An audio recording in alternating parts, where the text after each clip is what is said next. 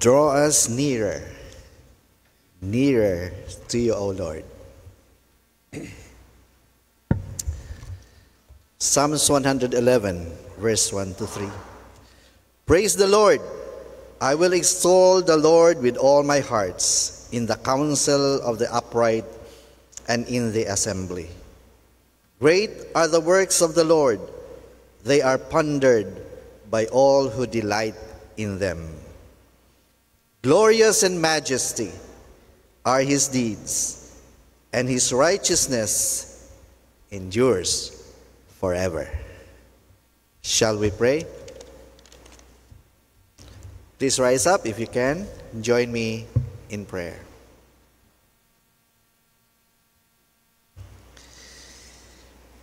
Our loving Father, as we begin our worship today, our hearts are filled with gratitude and anticipation. Grateful because as we look back at the past week, you have showered us with so much blessing that we cannot count it. You have enabled us to overcome difficulties and the challenges of the week because you are there with us all throughout, and you never leave us. You are true to all your promises. And our hearts are filled with anticipation because we know that you are delighted when your people gather to worship you. We are excited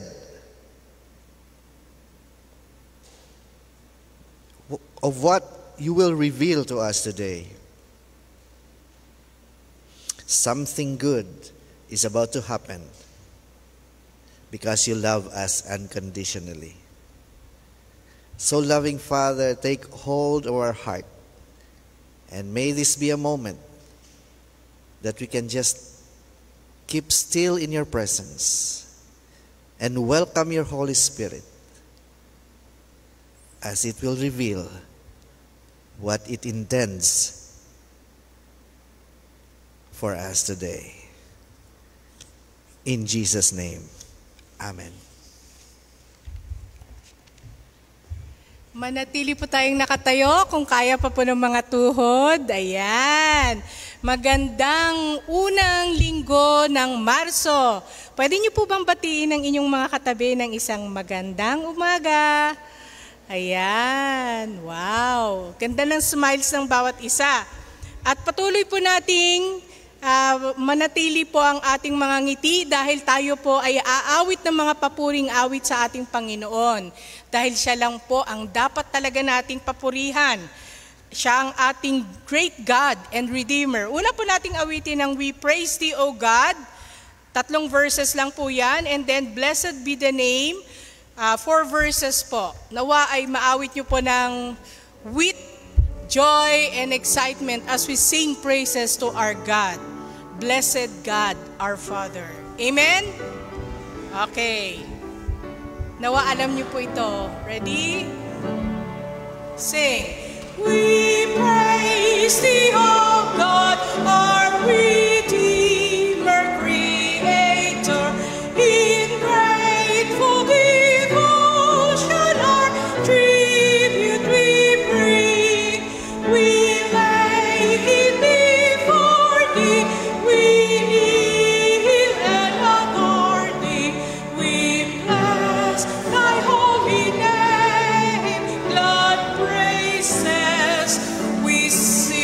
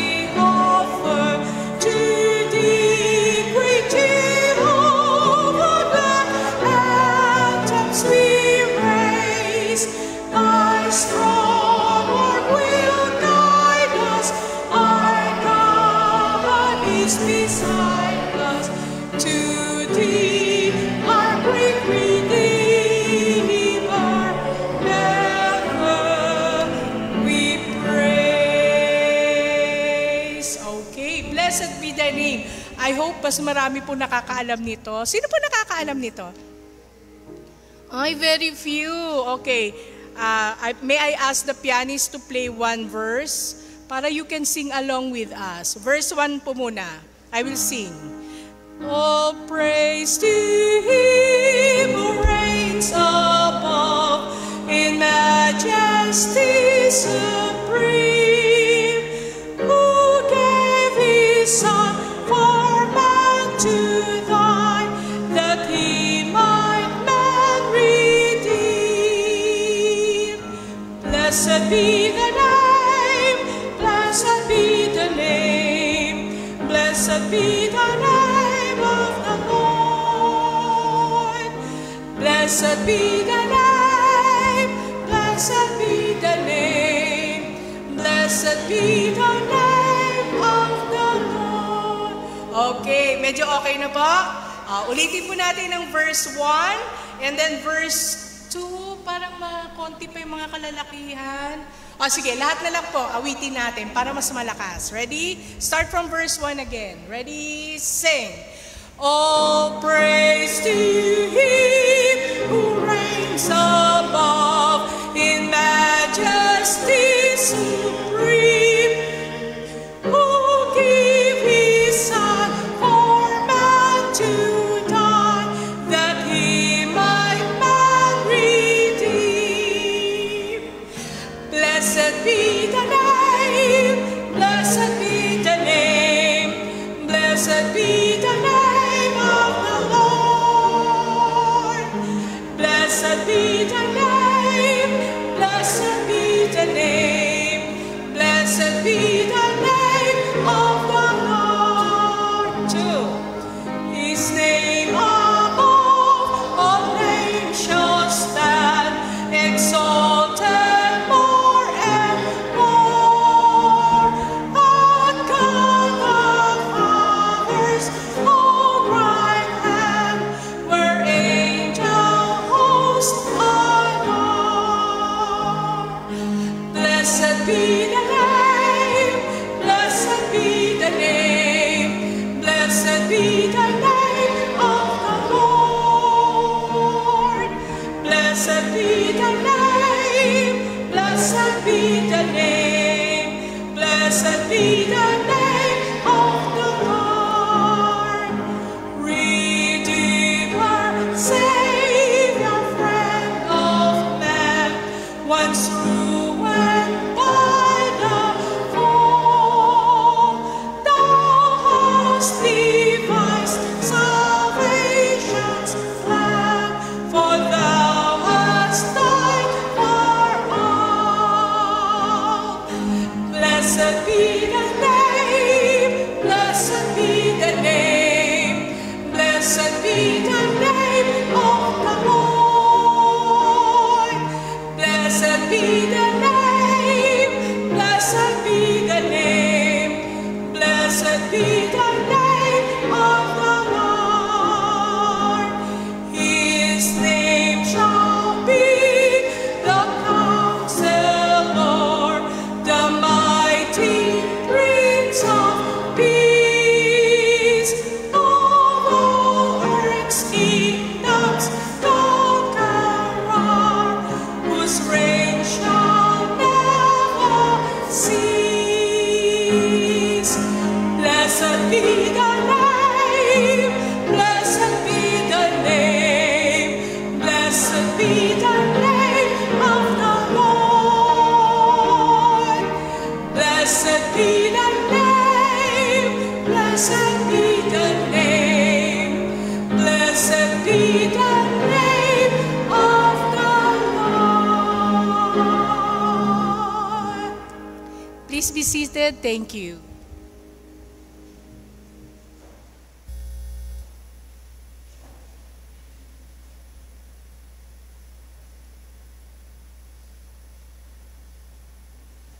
Maupay nga aga. Good morning, Faith Baptist Church. This month, our Muslim brothers and sisters are celebrating their holy month of Ramadan, and we are going to pray for them.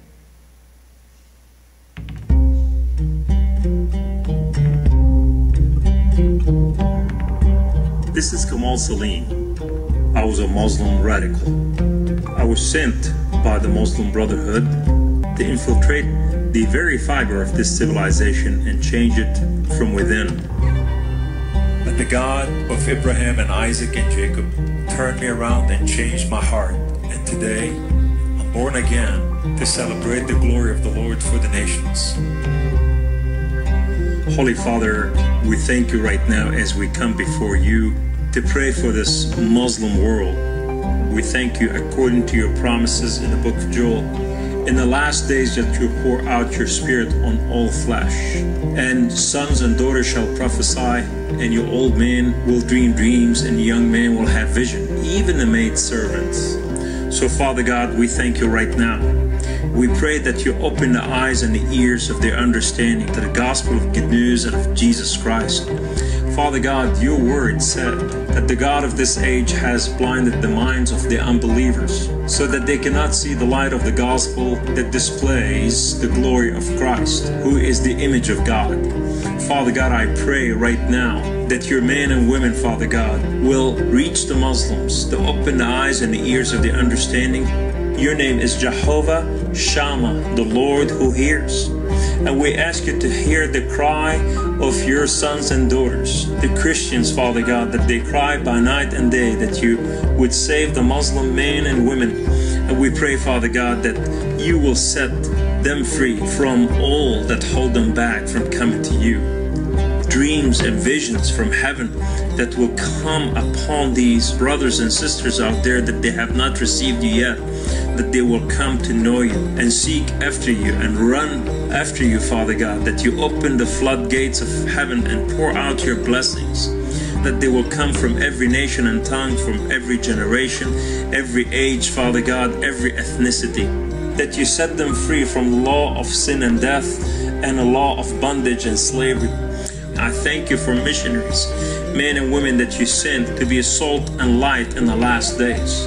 Father God, that the Muslim men and women, Father God, will be free and they will shout in freedom, Father God, that you give them victory, that they will be lifted up in a time of darkness and they will find an escape and they will run after you, Father God, and you will bless them and they will call upon you and you will answer them, for we believe in you.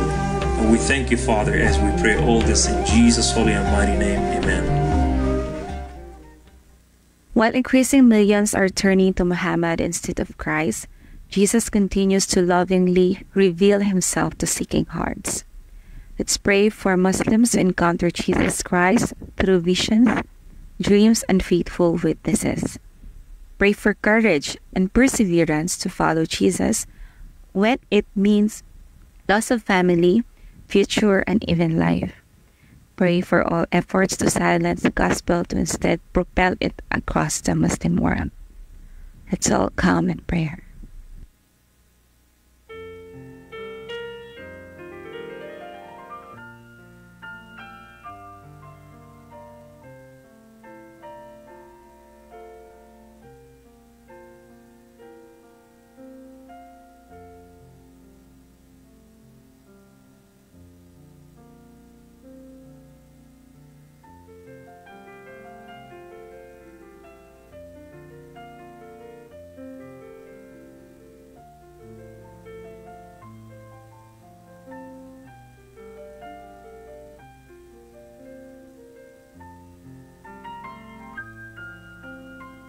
For the earth will be filled with the knowledge of the glory of the Lord, as the waters cover the sea.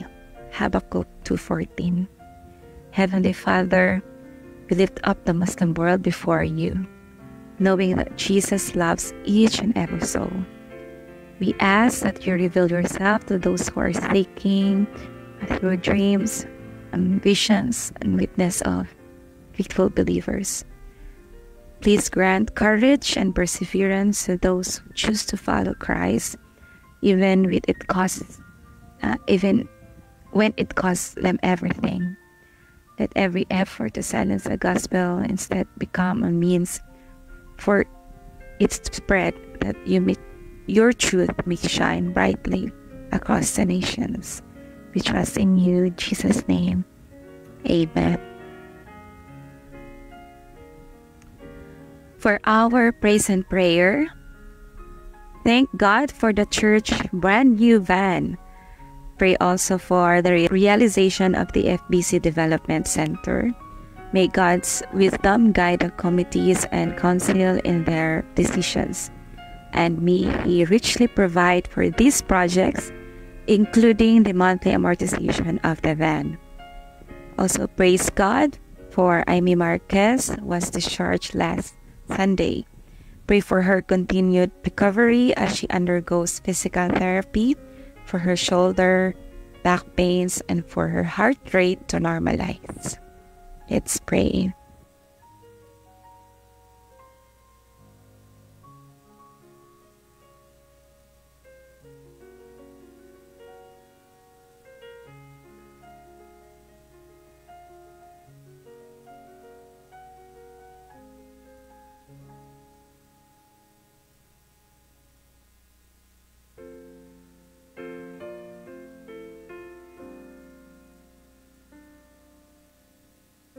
Amen. Now let's pray for Jenalyn Selly. She has to undergo another test to determine the type and location of the cancer and the appropriate treatment, hopefully soon. Pray for strength, wisdom, provision, and peace of mind. Let's pray for her.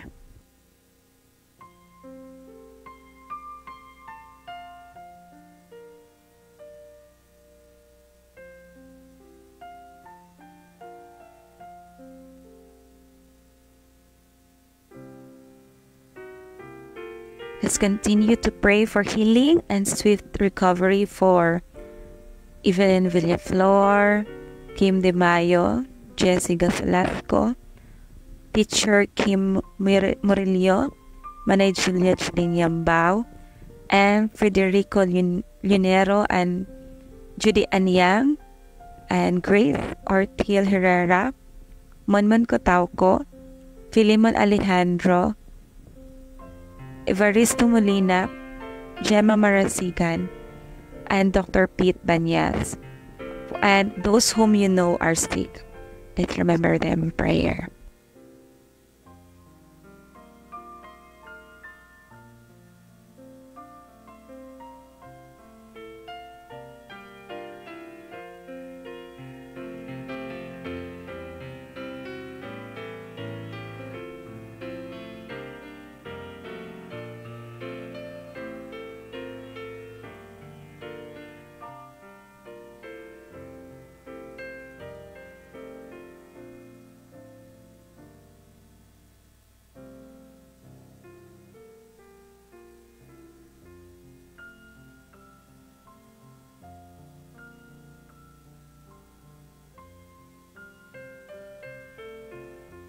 Let's continue to intercede for strength, healing, and provisions for cancer patients.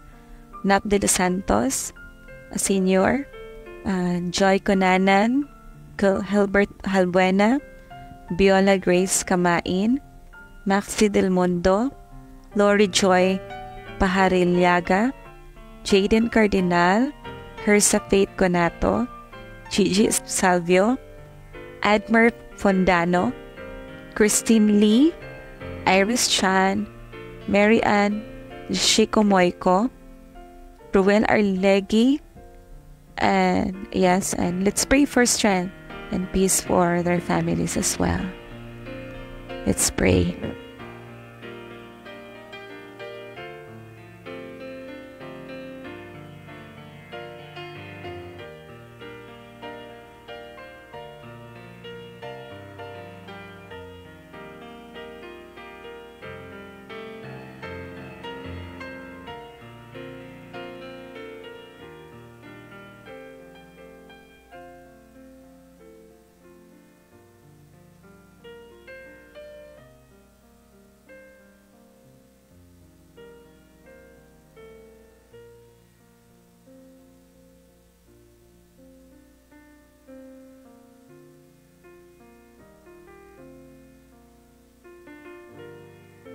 For our last prayer item, let's pray for the Pedroso Condes family, Arthur Junjun Condes Jr., will be laid rest to his final resting place today at Coronadal City, South Cotabato. May God's comfort and peace be with them. Pray also for safety and protection of Roy Pedroso and Pastor Jesse Ray Porras as they travel back to Manila. Also, let's pray for the safety, stability, and unity of our people. May God grant peace to our communities, wisdom to our leaders, and for the Filipino people to elect leaders and steadfast faith to all. Let us pray.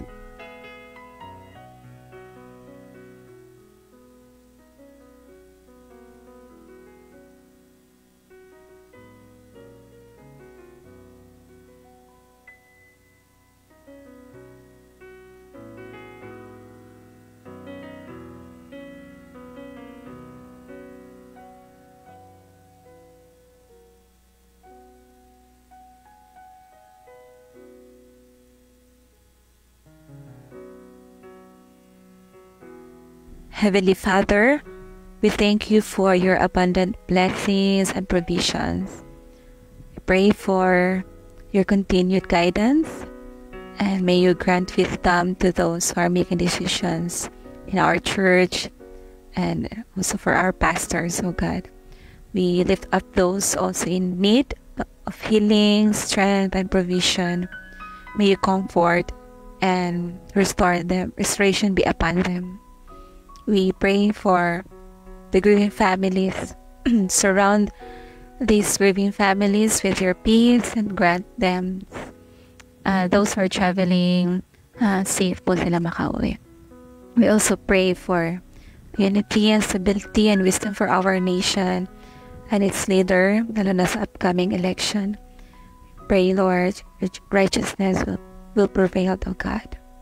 May your grace abound in every situation and every one of us. In Jesus' name, amen. Praise be to God.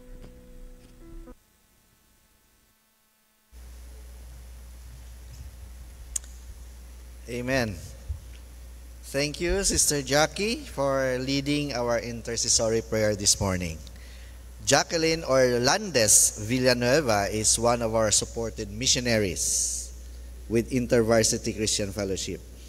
She is a senior field staff assigned in Borongan City, Eastern Samar. So baka nandun kayo, pwede niyo siya makamusta doon. Thank you, Jackie. I will invite you now to read with me our scripture text this morning, and I will ask everyone to please rise, kung kaya nyo, and turn to me in Colossians 2, verses 6 to 7. Medyo may changes dyan sa program natin. Adjust nyo lang. Instead na Colossians 3, it's Colossians 2. So then, just as you received Christ Jesus as Lord, continue to live your lives in Him, rooted and built up in Him, strengthened in the faith as you were taught, and overflowing with thankfulness. You may be seated. And I will now call the choir to render their special number, their choir piece for us this morning, to be followed by the message of our pastor.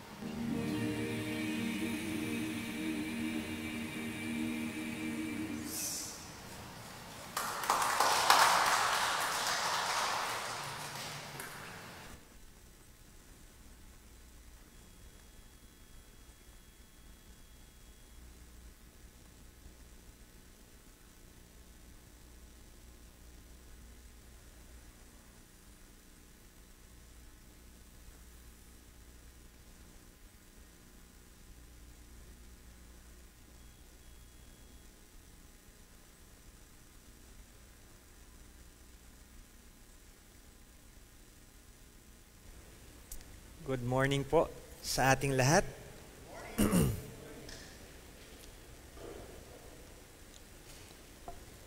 Last month, we studied and reflected upon God's amazing love. We have learned that love is the essential way God defines our relationship with Him and with one another. It is a gift we receive in Christ that must flow in our community, not just by saying it, but in serving in compassionate love. Ngayon naman po, sa buwan ng Marso, first Sunday of the month, ay pag-aaralan natin ang salita ng Diyos patungkol sa pagpapalalim po sa ating debosyon kay Kristo. Ang title po ng ating monthly theme ngayon ay Growing Deep in Christ. So ayan po yung mga susunod na sub-themes per Sunday. Ngayon po, Deeply Rooted in Christ, Build to Last in Christ, Deep Transformation, and Grow to Thrive. So, 4 lang po yan. Baka nagtataka kayo, 5 Sundays meron tayo ngayong buwan na ito. Yung third Sunday po, yun po yung ating church anniversary. We have a special guest speaker for that Sunday. So, as true believers of Christ, we must have a growing relationship with Him. When we receive the gift of salvation from God through Jesus Christ, it was just the start of our journey. Journey to grow like a seed planted on a good soil. There are many images to describe this eternal relationship of life union with Christ. So isang image po ng ating growth bilang mga Kristiyano ay yung puno o yung halaman na lumalalim ang ugat. Like branches, we must remain in Christ. Like trees, we must grow deep. Yung roots po natin, we must grow deep in Christ. Our scripture text for today is from Colossians chapter 2, verses 6 to 7. It was an encouragement from Apostle Paul to the Colossian believers to strengthen their faith so that they will not be deceived by false teachings.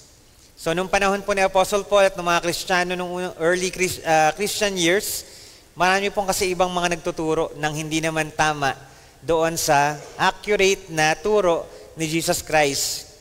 So, they are called false teachers. And even now po, we have the Bible, but other people who distorts the meaning of the Bible to satisfy their own interpretation. But we as striving Christians, we must grow and develop deep roots to become strong in our lifelong journey with God so that we could withstand the many storms in life. So marami pong pagsubok yung mga Kristiyano sa panahon ngayon. Yung mga bagyo, unos na dumaraan sa ating buhay, mga problema at mga bagay na hindi natin inaasahan na mga negatibong bagay. Kasama na rin po ron, if we will encounter false teachings o yung mga katuruan na hindi naaayon sa kung ano ang nasa Biblia. Sino po rito yung mahilig magtanim ng halaman na puno? Hindi po ng galit. Mahilig po, meron po ba mahilig magtanim? So alam po natin na importante sa mga puno o halaman ang ugat. Although siyempre may ibang halaman po na hindi masyadong mahaba ang ugat, maiksi lang. But generally, importante po sa isang halaman or puno na malalim ang kanyang ugat. Kasi po alam natin pag malalim ang ugat, mas malusog at mas magiging matibay yung ating tanim. That's the image we want to portray in our journey in the faith. God wants us to dig deeper in our faith so that as we learn His Word, we might understand well and live according to it. Understand well the Word of God and live according to it. So yung pagbilalim po ng ating pananampalataya ay hindi lamang palaliman ng marami kang alam patungkol sa Biblia. Paramihan ng marami kang alam tungkol sa doktrina, kasama po doon yung paramihan ng kung paano mo ina-apply yung nababasa mo sa Biblia sa iyong buhay. When we are deeply rooted in Christ, we will be strong in our faith. We will stand firm to resist deceptive doctrines, and we will endure even when we experience difficult situations in life. May God's message today encourage us to seek wisdom and strength from God to develop a deeply rooted spirituality as we mature in our faith in Christ. Panginoon, sa umagang ito, nawa ang banal na Espiritu po ninyo ang magturo sa amin kung paano namin uunawain ang inyong salita. Hindi lamang uunawain na maintindihan ang ibig sabihin ng bawat salita, Panginoon, kundi maunawaan namin at magamit namin, Panginoon, sa aming buhay ang inyong salita. Maraming salamat, Lord. This is our prayer. In Jesus' name, Amen.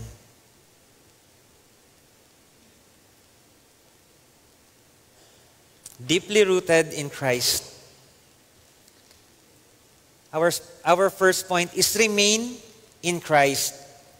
Verse 6, ito pong sinabi, so then, just as you received Christ Jesus as Lord, continue to live your lives in Him. In this verse, Apostle Paul was reminding the Colossian believers to live according to their faith in Jesus Christ.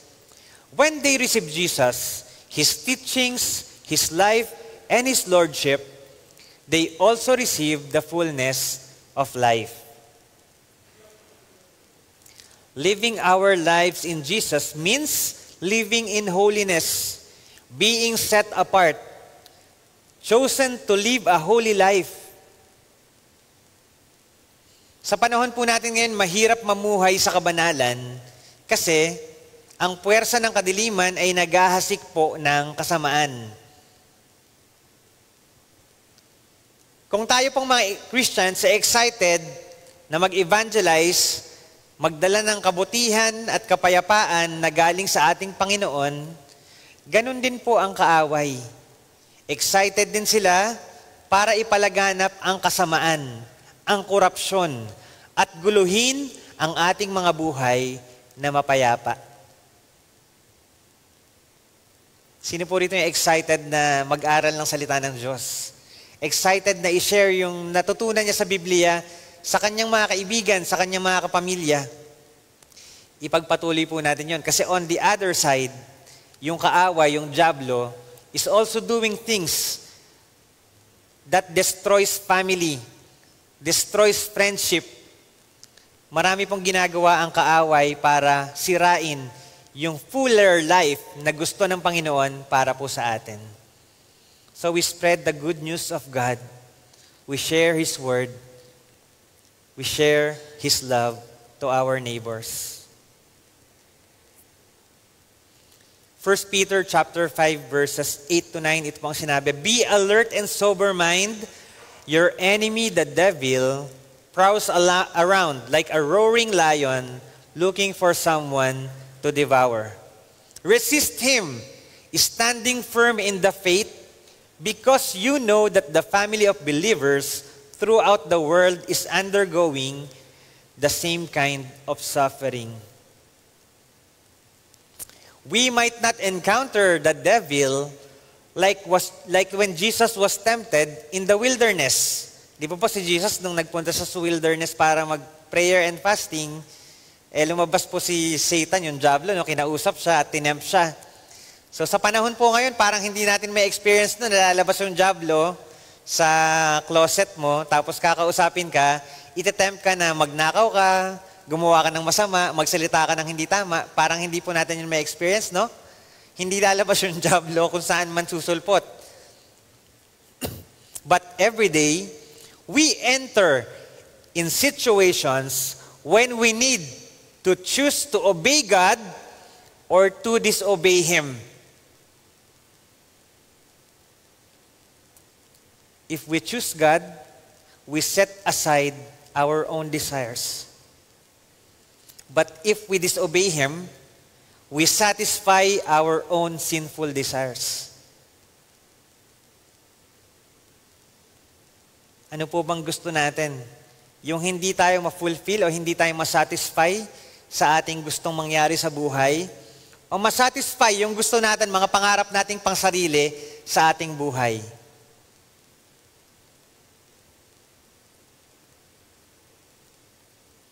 But God still honor our desires, no? Kung inline po yung ating kalooban sa kalooban ng Panginoon, He will give the desires of your heart.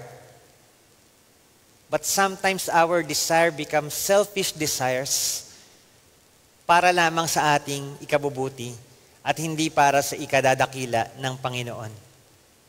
And in reality, it would be easier to turn down Jesus and fall into sin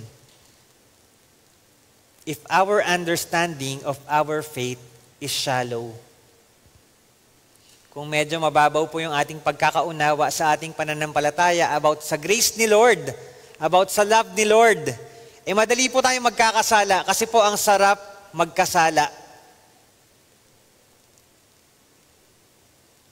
But if we know what we believe, we can be victorious over Satan. We can be victorious over sin. Meron po ba rito yung pag nagkasala siya, gustong-gusto niya yon at gusto niyang i-announce sa buong mundo na nagkamali ako, nagkasala ako, ipopost ko sa Facebook yung ginawa kong kasalanan. Nangupit ako sa nanay ko. Nangopya ako sa eskwelahan. Kinuha ko yung isang rim ng bond paper sa opisina. Wala naman po, di ba? Ang gusto nating i-post sa Facebook ay kung paano tayo blessed ng Panginoon. Makikita nyo pa nga, #blessed. Mga ganong bagay. So we want that. Hindi naman po sinasabi na i-post nyo yun, no? Kinompare ko lang po yung hindi magandang bagay sa magandang bagay, and we want the good things to be announced into the world. Gusto natin yon ang makita ng mga tao that we are in Christ. Remaining in Christ does not only mean accepting Him as Lord and Savior. It is about understanding the grace of God that though we are weak, though we are helpless, God makes us strong. Living in Christ implies a transformation of one's character and behavior.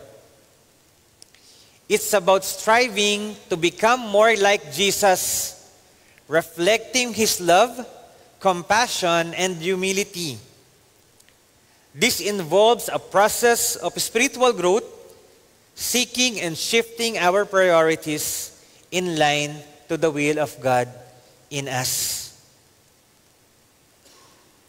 So hindi po sapat na sabihin mo lang na, Christian naman ako, tinanggap ko na si Jesus Christ bilang aking Lord and Savior. Hindi na ako magsisimba, hindi na ako magbabasa ng Biblia, hindi na ako gagawa ng mabuting bagay.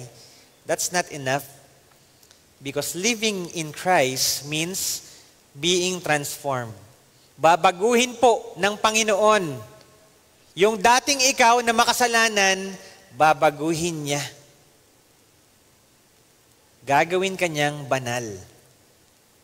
Romans 8:10, ito pong sinasabi, but if Christ is in you, then even though your body is subject to death because of sin, the Spirit gives life because of righteousness.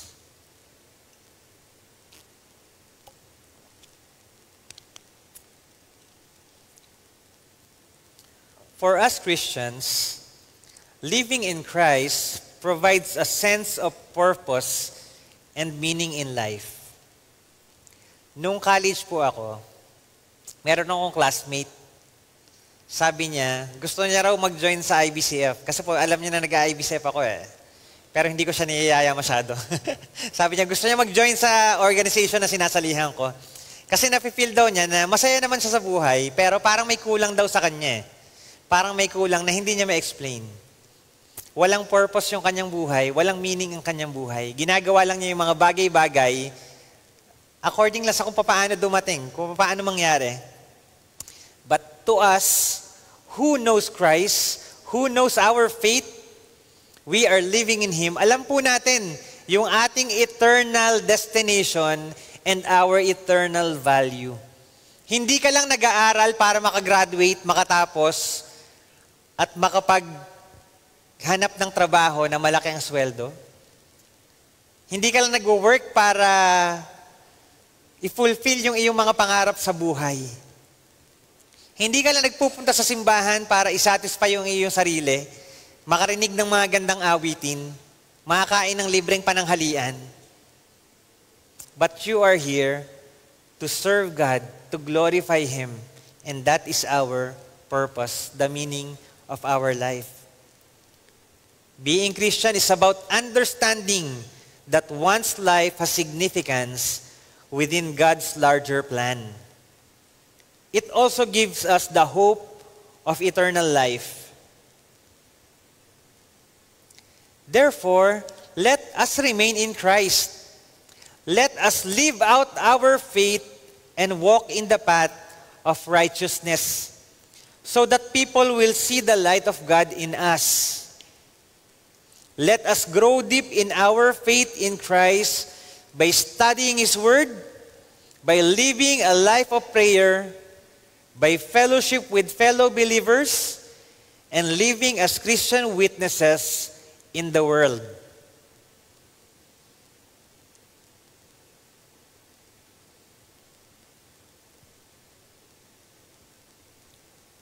Pangalawang point po, that we will be rooted in Christ. Verse 7a, rooted and built up in Him, strengthened in the faith as you were taught. Paul used a curious combination of metaphors. Dalawang metaphor po ginamit ni Paul. But sa ating topic ngayon is one lang, rooted. Rooted and build up. Yung rooted, nirelate niya sa pagtatanim kasi may ugat, di ba? And building up, nirelate po niya sa construction or sa development. The metaphors are somewhat mixed but the message is clear. Be established and keep growing. Yun pang ibig sabihin ni Paul. Be rooted, be built up, patibayin mo yung iyong pananampalataya. Tibayan mo ang iyong pananalig sa Panginoon. So hinalintulad po ni Apostle Paul ang mga Kristiyano sa puno o sa halaman na malalim ang pagkakaugat. Alam po natin na maganda ang tubo ng isang halaman na malalim ang ugat. It implies stability and nourishment. So, 2 weeks ago, may assignment yung anak kong panganay . Magtatanim po sila ng gulay. So, inassign group by group kung anong gulay yung itatanim nila doon sa garden ng eskwelahan. So, ang na-assign po na tanim niya ay petchay. So, bumili kami ng petchay seed, yung nakapak po na ganun. Tapos, sila nang bahala kung paano nila itatanim yun. Pero syempre, sinasabi ko sa kanya, na pagdidiligan mo, huwag masyadong maraming tubig, malulunod. Pag umusbong na, huwag mong bubuhusan ng diretso. Wisik-wisik lang kasi baka maputol. Kasi medyo fragile po yung petchay. So every day, before siya lumabas ng eskwelahan, paminsan-minsan lang pala, hindi lagi. Before siya lumabas, before mag-uwian, sinisilip po niya yung kanyang tanim na petchay. Tinatanong ko, kamusta na yung growth ng yung petchay? Gano'n nakalaki? Mga gano'n, may mga gano'n daw. Yan. Kaya lang daw nangalahati kasi may isang grupo daw na nagtanim din, nabunot yung part nung kanila. Siguro sobrang dami rin ang tinanim nila. But yun, no, kapag may hina po yung pananampalataya natin, parang tayo yung petchay plant . Masyadong fragile. Konting lang ng weather, hangin, ulan, baka malunod o baka mabunot o baka maputol pa. Hindi pa po malalim yung pagkakaugat. Pero, yung petchay na yun, nagdodraw ng nutrition mula ron sa lupa. Kung anong pinaprovide ng tao, ng nagtatanim doon sa lupa, yun po ang makukuha niyang nutrition. Just as roots draw sustenance from the soil, believers draw spiritual strength and life from Christ. So kung anong input po natin doon sa lupa, yun po yung kukuning sustansya nung gulay o nung halaman. Kung anong input natin sa ating spiritual na buhay, yun din po yung sustansya o lalim na ating may experience bilang mga Kristiyano.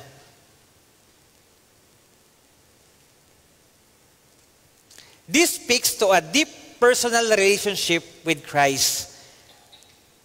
It provides stability and sustenance. Kailangan po lumalalim yung ating debosyon sa Panginoon. It is not usual with the apostle to employ the double metaphor taken partly from the growth of a tree and the increase of a building. They are to be rooted as the good seed had been already sown. It is to take root. The roots are to spread far wide and deep. They are to be grounded as the foundation has already been laid. They are built thereon. In one case, they are to bear much fruit. In the other, they are to grow up to be a habitation for God through the Spirit.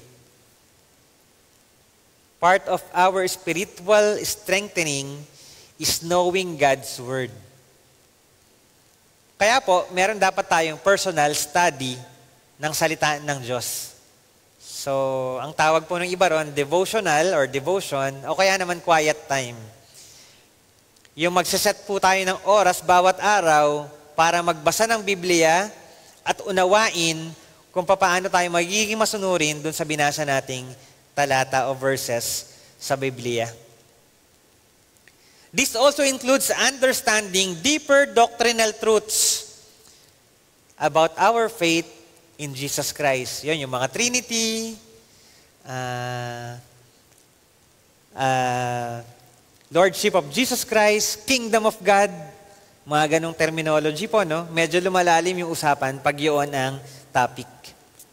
We can develop this by attending Bible study groups or Bible discussion groups. Kaya po affirm sa ating sa ating saints group who developed that yung last week na in-announce, mamaya meron pa uli. Mga Bible study groups by age category.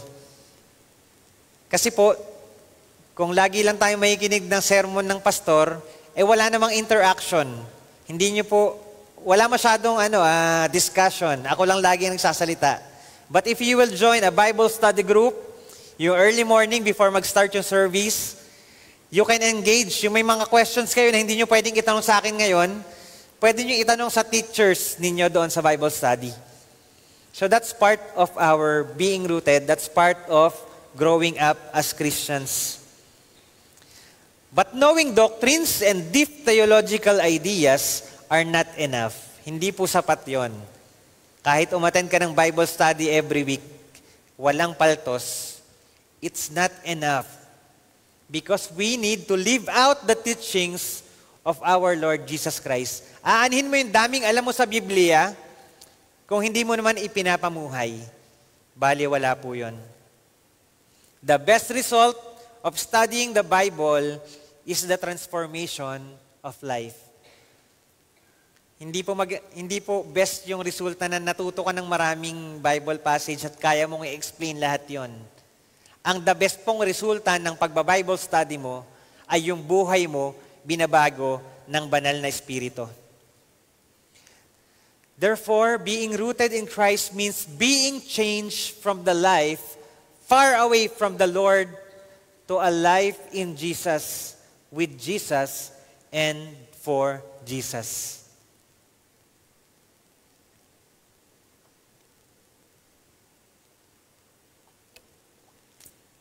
2 Corinthians 5:17, therefore, if anyone is in Christ, the new creation has come, the old one has gone, the new is here. Yung tunay pong pagiging Kristiyano is that we receive the grace from God through His Son, Jesus Christ. Tapos tatanggalin po ng Panginoong Jesucristo, lilinisin niya yung ating pagkatao, gagawin niya tayong bagong tao. How has your life changed since you became a Christian? Anong pagbabago yung naganap sa iyong buhay mula nung sinabi mo na tatanggapin mo si Jesus bilang Diyos sa tagapagligtas? How do you differentiate your old life to your new life now. What is a life rooted in Christ like?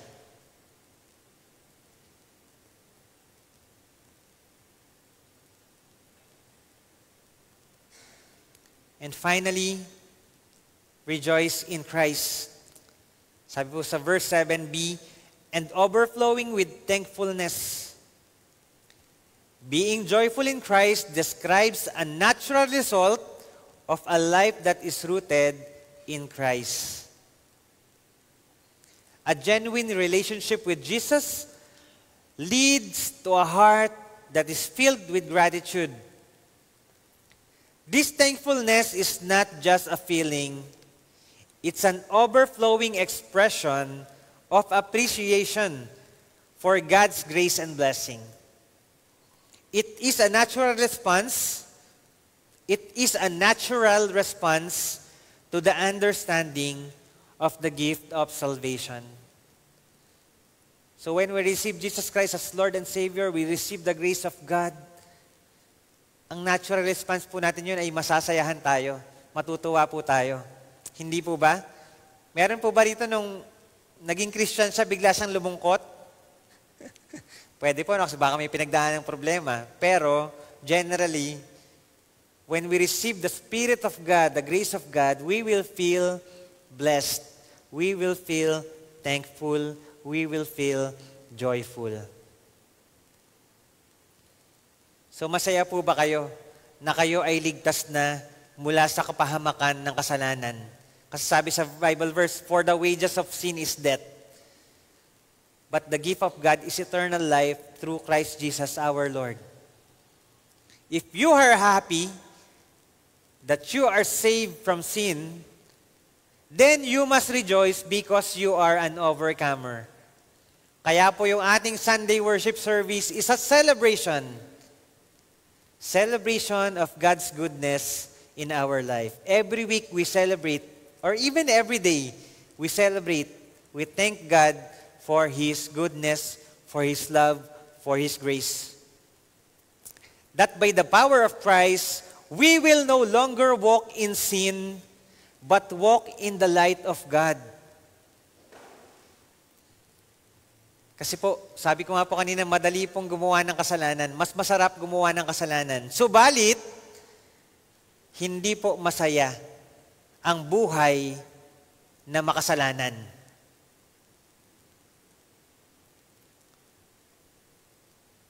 Yung mga kasalanan po, it will provide you satisfaction, but only temporary satisfaction. Pag gumawa ka ng kasalanan, you go against the will of God, masasatisfy ka but later, sooner, you will experience the consequences of sin.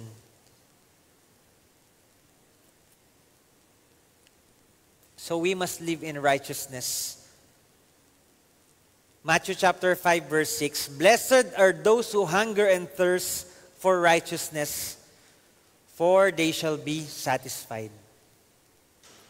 So sino po rito yung gusto nyo lumalim palalo yung inyong ugat sa pananampalataya nyo sa Panginoon? Lahat po tayo siguro gusto natin yun, no?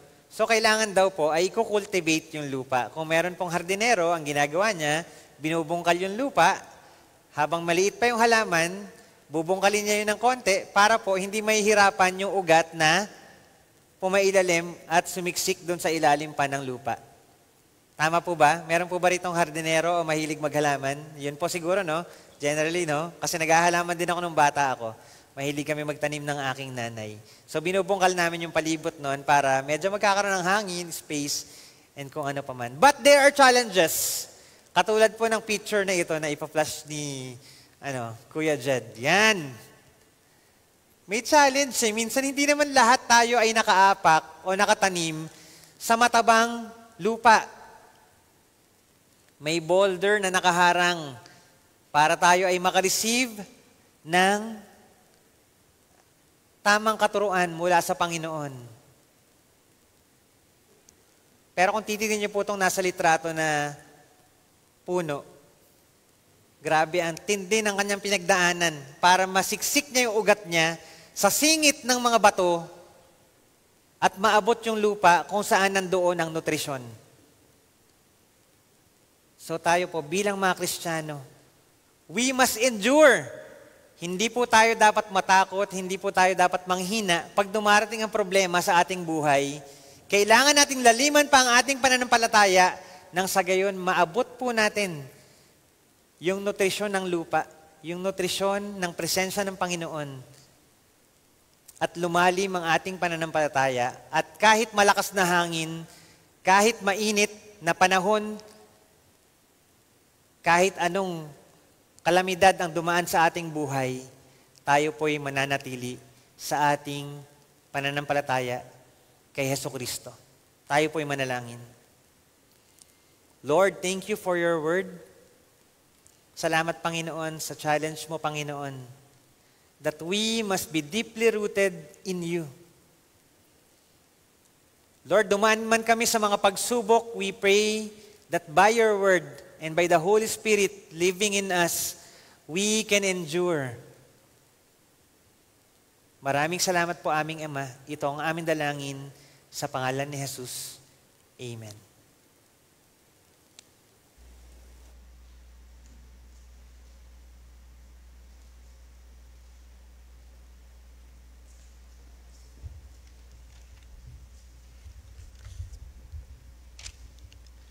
Thank you for that very inspiring message, very inspiring birthday message, Pastor Rain. Being not only rooted in Christ, but deeply rooted. Because there's nothing else. We need to grow. We need to grow. Apart from Jesus, we can't do anything. Thank you, Pastor. And now it's time that we can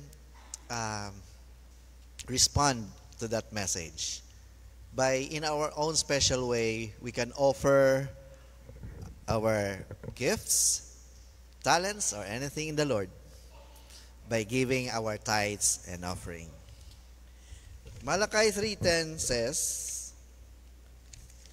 "Bring the whole tithe into the storehouse, that there may be food in my house. Test me on this, says the Lord Almighty, and see if I will not throw open the floodgates of heavens and pour out so much blessing that there will not be a room enough to store it." Wonderful promise. Ushers, please.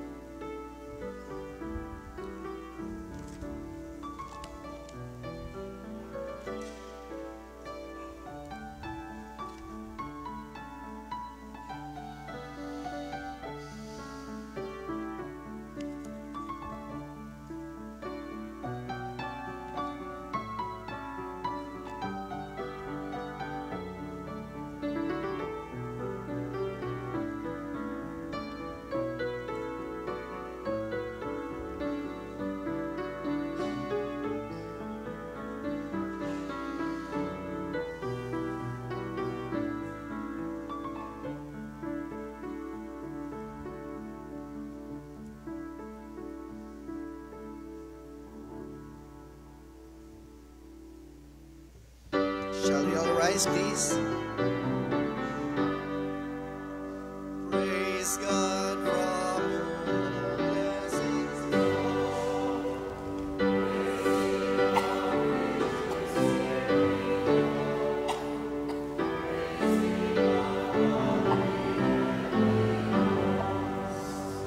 Praise Father, Son, and Holy Ghost.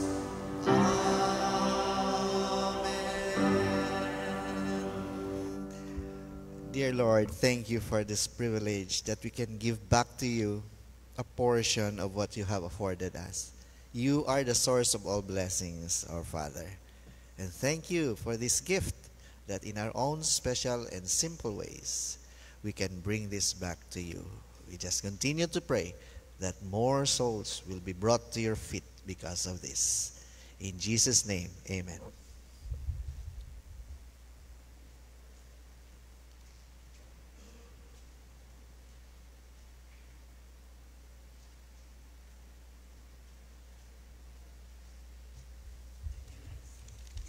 We will be singing hymn 255, Jesus Paid It All. And as we sing this song or hymn, may we remember and appreciate God's loving act of giving himself on the cross and paying for our sins that we might be saved. May I request everyone to sing verse 1 and last verse, the ladies on verse 2, and verse 3 for the guys, joining together during the chorus part. Jesus paid it all.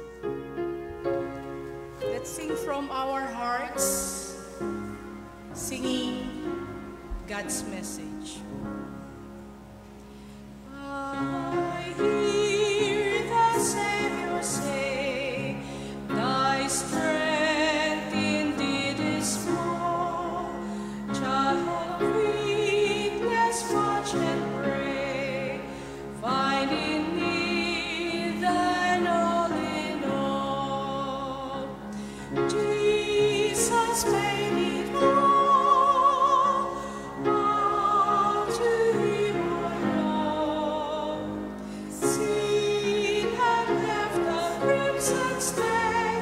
He washed it white as snow. Ladies, Lord, now in thee I find thy power and thine alone can change the leper's spots and melt the heart of stone. Everyone, Jesus made it all.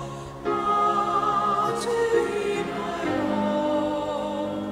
Sin had left a crimson stain. He washed it white as snow. Guys,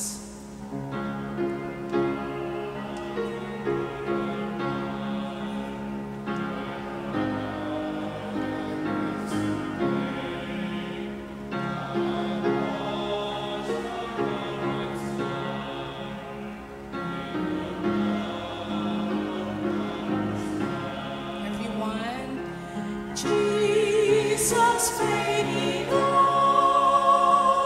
All to him I owe. Sin had left a crimson stain. He washed it white as snow.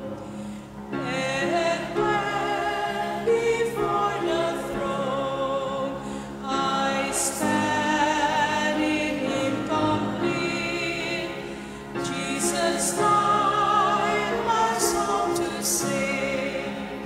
My lips shall still repeat, Jesus paid it all.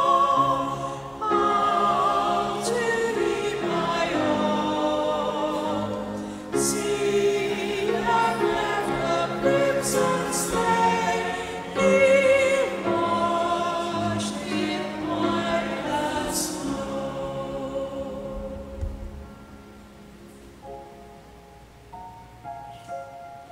Sige po. Karoon po tayo ng panandaliang katahimikan at siyasatin po natin ang ating mga puso. Part of our growing, deeply rooted in Christ, is communing with Him. Being in a community of the saints. Tayo po'y magkaroon ng sariling panalangin as we prepare our hearts to commune with our Lord Jesus Christ, remembering His life, His death, His resurrection, and His second coming. Let's all pray.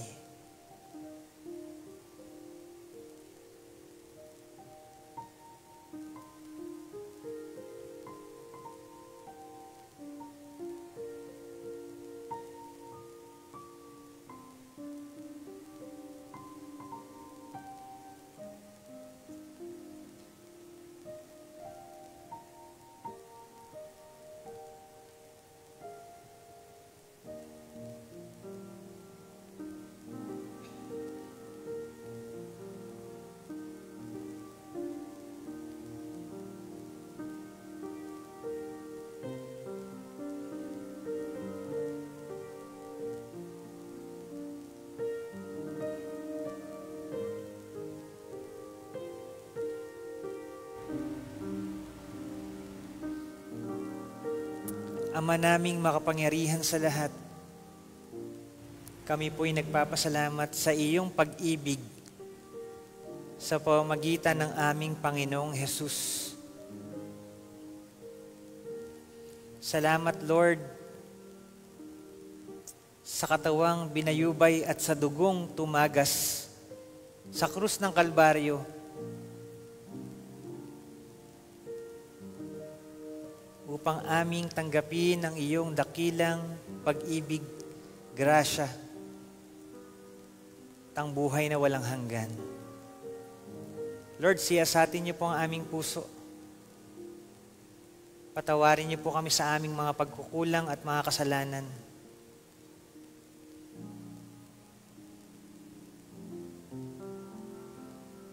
Dalangin po namin, Panginoon, na ang gagawin namin ngayon na pag-commemorate at pag-alala sa inyong anak na si Jesus ay maging tanda ng aming debosyon at aming pagnanais na lumago kami sa aming pananampalataya. That we are ready to suffer for the gospel, to suffer for the cross, to be one in Christ. Maraming salamat, Panginoon, sa pagkakataon na ito na kami po ay inyong tinawag upang makibahagi. Sa pangalan ni Jesus. Amen.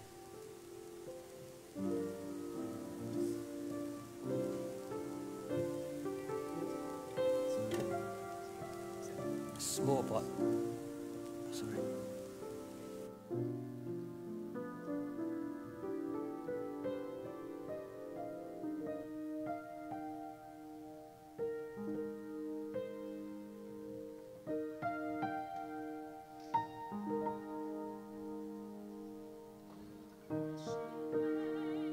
Of all our shame, you took upon your mortal frame. You left your throne, so you become a ransom for the fallen one. Oh, sweet exchange, my God ordained, our death you died, your life regained, our worthless rags of wickedness, now traded for your righteousness. We sing your praise and we proclaim such wondrous love, oh sweet exchange.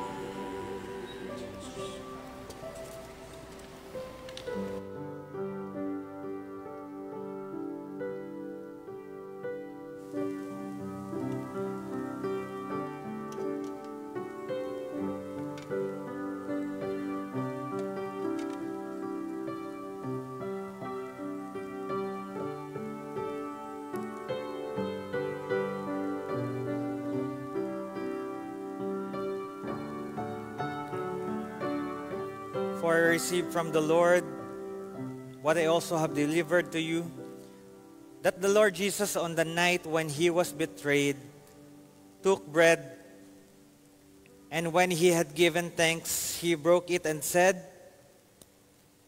"This is my body which is for you. Do this in remembrance of me." Sabay-sabay po natin kainin.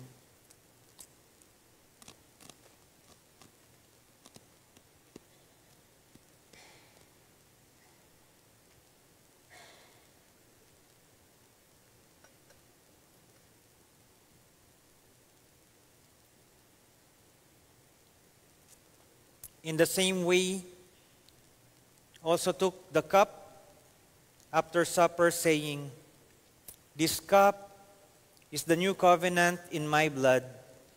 Do this as often as you drink it in remembrance of me."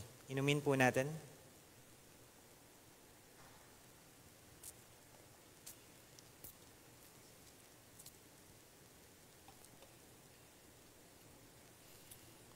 For as often as you eat this bread and drink the cup, you proclaim the Lord's death until He comes. Tayo po'y manalangin.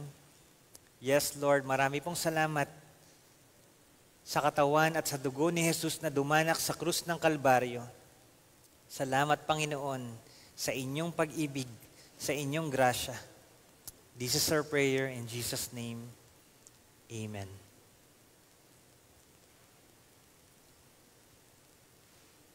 Let's all stand as we read the church covenant.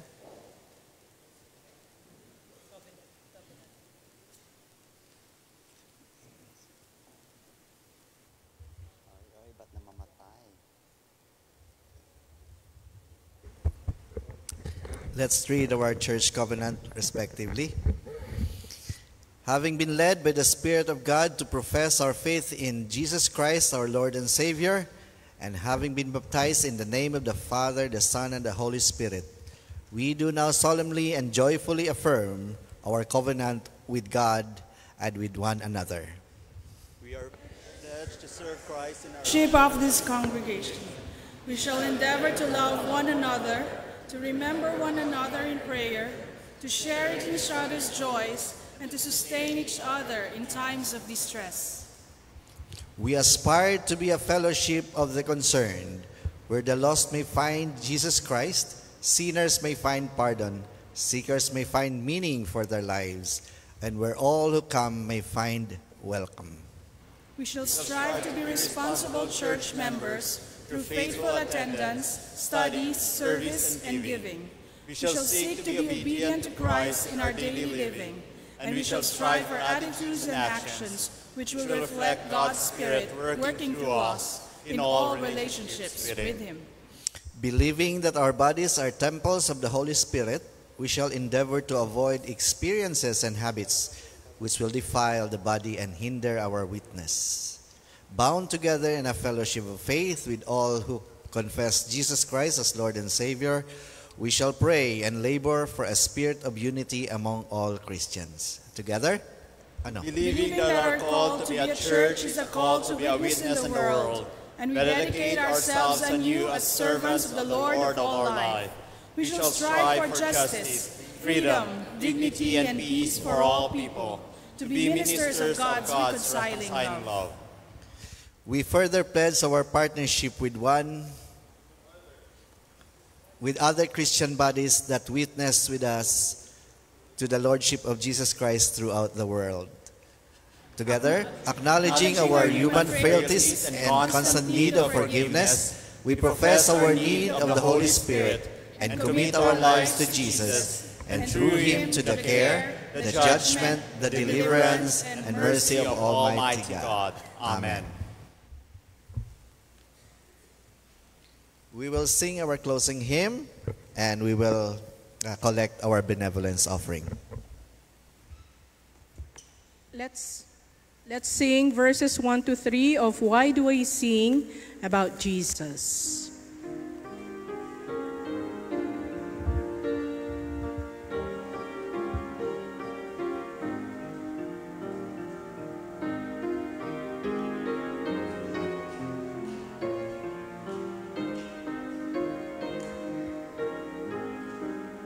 sing.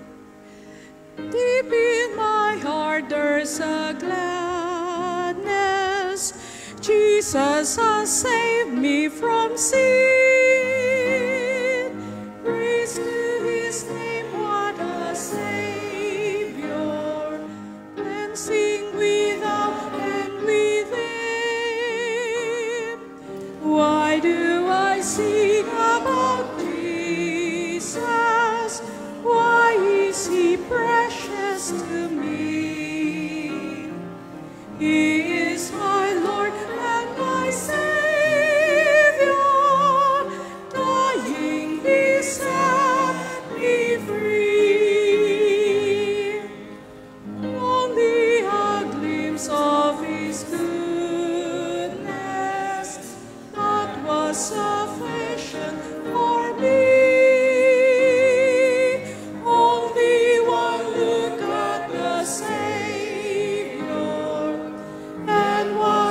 Spirit set free. Why do I sing about Jesus? Why is he precious to me? He is my Lord and my Savior.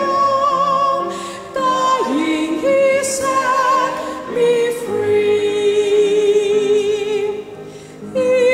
The fairest of fair ones, he is the lily, the rose. Rivers of mercy surround him. Christ's love and pity he shows.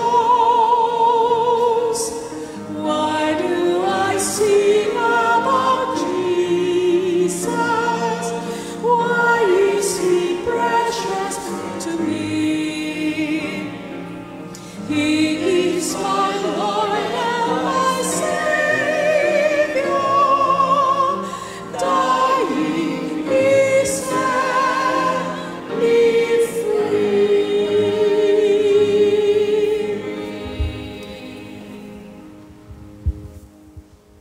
Please be seated.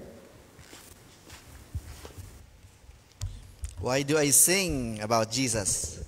Because he is precious to me. Hindi siya ganun ka-familiar na song, pero have a beautiful meaning. Now, let's take this time for our greetings and announcements. Medyo marami ha? So brace yourself. Marami tayong i-announce today. But most of all, first of all, I greet ko lang kayo because this is the first Sunday of the month of March. Ibig sabihin, ang Love Month tapos na po. Yes, we're excited. Ang Love Month tapos na po, and we are now venturing into the new month of March. We have lots and lots in store for us, especially that this is our anniversary month. Later on, we will talk about that later. But I will start with our first timer right now. Kayo muna ang i-acknowledge namin because we are so delighted that you have come and worship with us today. So as I call your name, please rise up so we can acknowledge and recognize you. Mr. Warren Egos. He is from Taytay Rizal. Okay. Miss Aliani Pearl Fengtong. And I think we have a family. We have LJ Lumawig. Diyan pa, okay. And we have Michelle Jane Lumawig. And yung anak nila si Samantha Bernice Lumawig.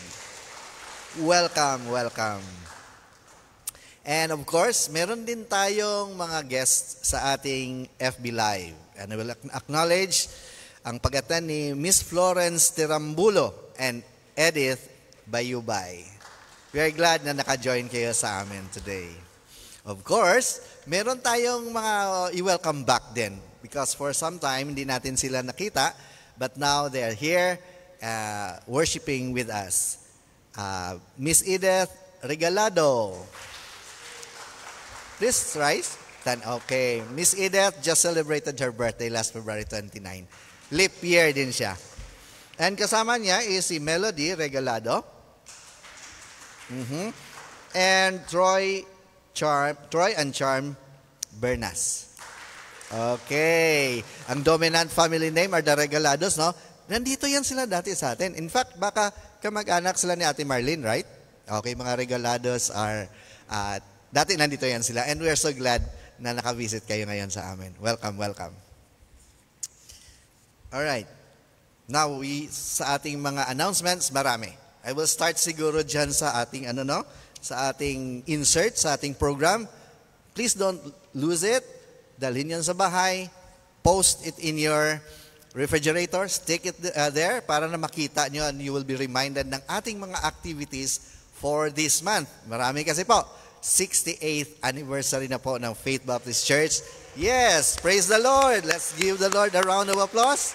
Because, 68, hindi basta-basta, ha? So, we're there already and we will do some activities in celebration. Okay? So, very quickly, I will start lang sa pag-mention. Meron tayong mga activities na nag-i-involve ng ating presence dun sa Camp Ephraim. And it will start next Saturday. Magkakaroon tayo ng time to clean up and beautify Camp Ephraim, and everyone is invited. Okay, masasabihin niyo siguro, layo nun, mahirap. Hey, meron na tayong blessing, di ba? Meron na tayong van dyan na maka-assist sa ating transportation. So all you need to do is to sign up dun sa baba. Mamaya pagpasok nyo dun sa ating social hall, may mga pinipare si Emily dun na mga papers. Ano ba yan? Nahulog. May pinipare siya na mga papers dun sa listahan dun sa baba, and you just can sign up your name kung gusto mo na may assistance sa inyong transportation. Okay, masaya doon. Really, especially yung mga hindi pa nakakapunta doon, magugulat kayo sa Camp Ephraim. You will really appreciate the nature and basta masarap doon, pumunta kayo. Okay, that will be on Saturday. And yeah, and sa sunod na Saturday, doon na, meron na tayong activity. March 15, meron na tayong activity doon sa Camp Ephraim uli. Tama? Yes. And then sunod-sunod na yan sa ating mga celebration activities for the anniversary. So, once again, don't lose this. Post this on your refrigerator para makita niyo po at maka-join kayo sa ating mga activities. Okay, next. Malakas pa rin ang campaign ng ating Saint Group because gustong-gusto nila na maka-attend tayo sa kanilang mga piniprepare na mga Sunday schools. Okay, may ipopost daw sila dyan para makita ninyo. Media, meron ba? Nakapost dyan? But the essence is that please, be involved sa ating Sunday school. Si Pastor Rain kanina nag-mention na hindi lang enough na nakikinig tayo sa sermon dito. It's not enough. We can also get involved sa ating Sunday school because that is where we can grow better. Tama, no? Nasabi kanina ni Pastor Rain. So, andyan. So, nandyan ang mga different classes. So, simula toddlers, nakita ko, kids, teens, youth, marami po. So kung saan ka dyan, please get involved and use this opportunity to grow better in the Lord.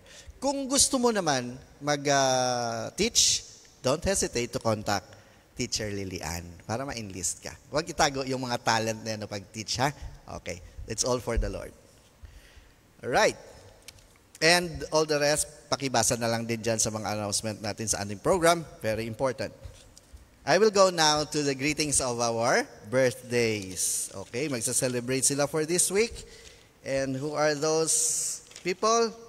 Today, meron talaga tayo. I will start with a blessed birthday for Pastor Rain, March 2. Okay, Pastor Rain, happy birthday. And kasama niya si Sandy Pau. Okay, anak ni Dandy and ni Jing Rivera. Okay, and then kasama rin si Jem. Si Jem naman, anak ni Doc In and Doc Jan Malundo. And nandyan si Merla Reyes? Oh, ayun, yan siya. Friend ito siya ng mga De La Peñas, ni Ate Ivan, Tito Carl, na nagpupunta yan siya dito time and time again, nag-visit sa atin. In fact, ano siya, active siya sa ating GC. O, nung nag-rate siya, nag-reply siya kaagad. Right. And si Marel muna. Okay, andyan si Marel. Kilala si Marel? Punta kayo sa Sabado para makilala si Marel. Siya yung caretaker natin kasama ni Mang Ramon doon sa Camp Ephraim. And then, of course, nandyan din si Lainey Arlegui, yung beautiful daughter nila Pastor and Kane. Okay, and that will be on March. Bakit March 6? Okay, March 6, right. And next is si Lynn Beltran. Ayan, happy birthday. That will be on March 6. We have a wedding celebrator this week. No other than the Tingson couple, Sir Junji and Ma'am Maki Tingson. Andyan sila. So, send them a greeting para naman maramdaman nila that Faith Baptist Church cares. Okay. Nakalimutan pa ba ako? I think wala na. I will now ask Pastor Rain to give the benediction.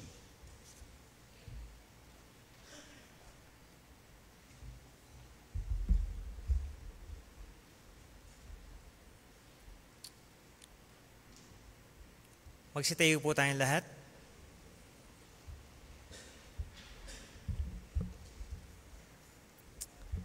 Yes, Lord.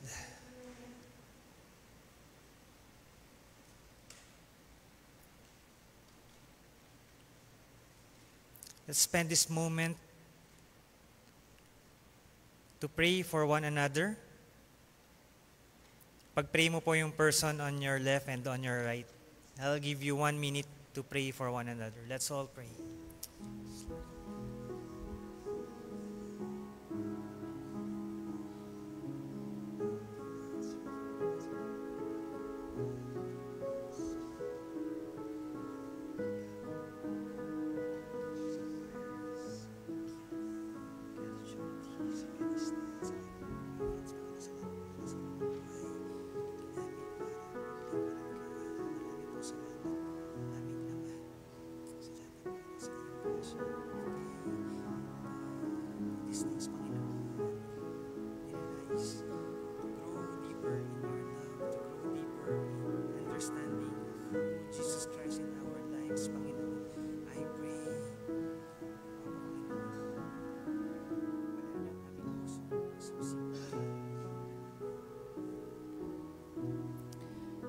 Heavenly Father, we come before you with grateful hearts, acknowledging your grace and presence that you have lavished upon us. May the God, the Father of glory, Jesus Christ, the begotten Son, and the Holy Spirit, our Comforter, grants us wisdom and revelation in the knowledge of the Triune God. May our hearts be enlightened that we may know the hope to which He has called us, the riches of His glorious inheritance among the saints, and the immeasurable greatness of His power for us who believe. Beautiful Savior, Lord of the nations, may you bless us with your light, that we may become light to the nations. May we walk in the fullness of your love, redeemed by the blood of Christ and chosen to be holy and blameless in your sight. To our Lord Jesus Christ, our Savior, all glory, all honor, all praise and adoration. Amen and amen.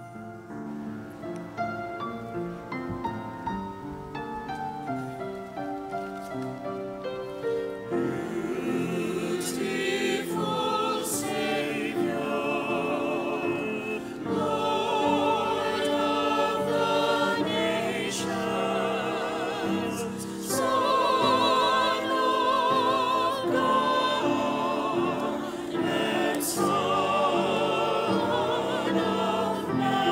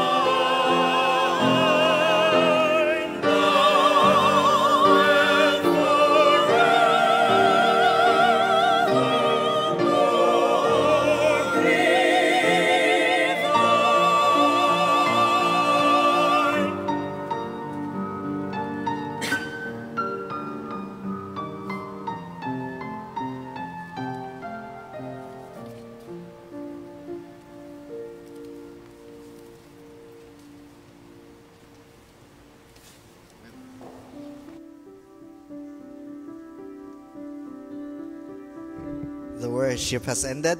God bless us all.